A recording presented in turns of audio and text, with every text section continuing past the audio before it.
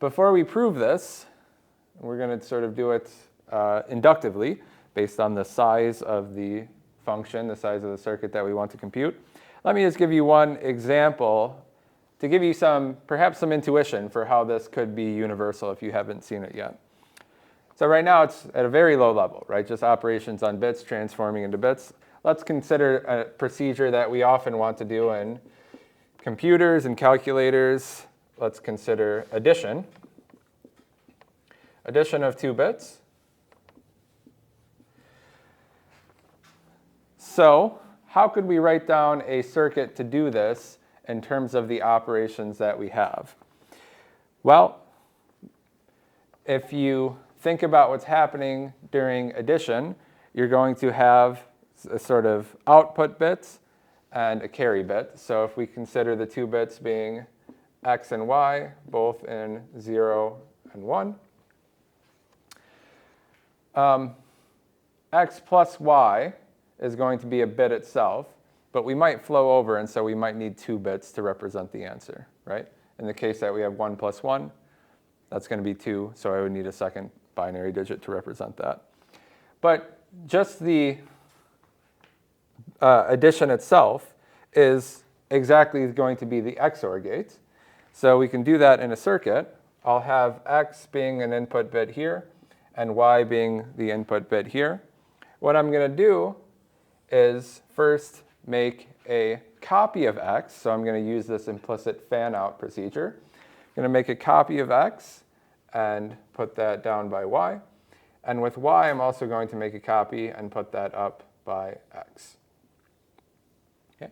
So I've used 2 fan-outs. And you might see this represented in various ways. With a dot here, we could use this notation, or just the line splitting itself, branching off. Each of these would be a fan-out. So if I put in an XOR gate, and this is where I'll start being more of a quantum information scientist and just do a box with a name in it. If I do XOR here, I'm going to get 1 bit of output, and that'll be x plus y. And this is mostly what I want for the addition of 2 bits, right?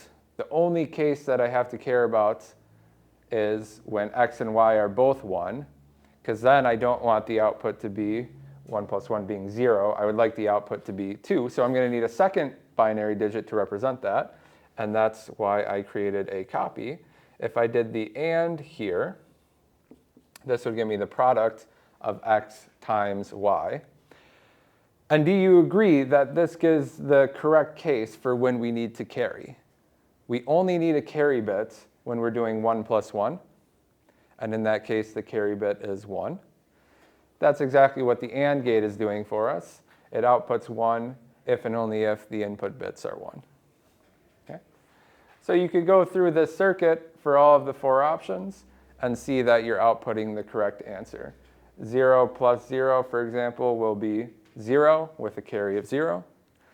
And you could go through the other ones. Lastly, 1 plus 1, you'll get 0 here, but the carry bit will be 1. So you'll have the 2-bit number 1, 0, which is binary for 2. This is an example. This is some intuition that, maybe this is a universal set of gates, but addition is not the only thing that I want to do in a circuit. I'm going to want to be able to do some other operations. By the way, I should note that this is called a half adder, which you'll sometimes see represented in circuits as HA. And if you stack these together, you can do the addition of binary numbers, which are not just single bits, so length on binary numbers.